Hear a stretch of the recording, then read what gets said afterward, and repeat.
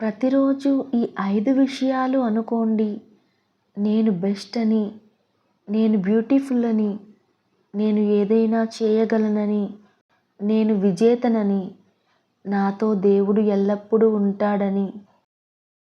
ఒక మంచి పుస్తకం 100 మంది మిత్రులకు సమానం. కానీ ఒక మంచి స్నేహితుడు ఒక గ్రంథాలయంతో సమానం. ఒక మంచి పుస్తకం ఎలా అర్థం కాదో, ఒక మంచి మనిషి కూడా అలాగే అర్థం కాడు. ఏదైనా లోతుగా చదవాల్సిందే.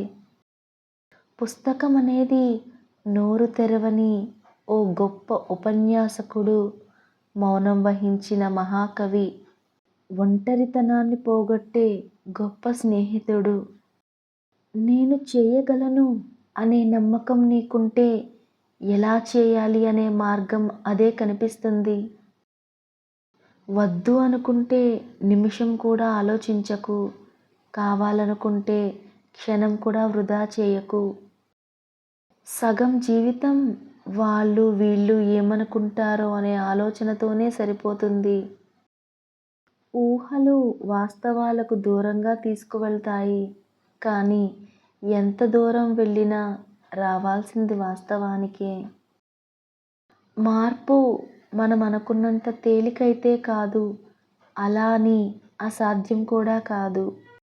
లక్ష్యం ఉన్నవాడు గడ్డి పరకను కూడా బ్రహ్మాస్త్రంగా వాడుకుంటాడు. నిర్లక్ష్యం ఉన్నవాడు బ్రహ్మాస్త్రాన్ని కూడా గడ్డి పరకలా వాడుకోలేడు.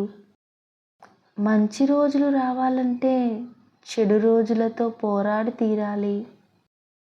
ఏదైనా కష్టం వచ్చినప్పుడు నాకే ఇలా ఎందుకు జరుగుతుంది అని కాకుండా, నాకు జీవితం ఏదో నేర్పాలని చూస్తుందని ఆలోచించి చూడు.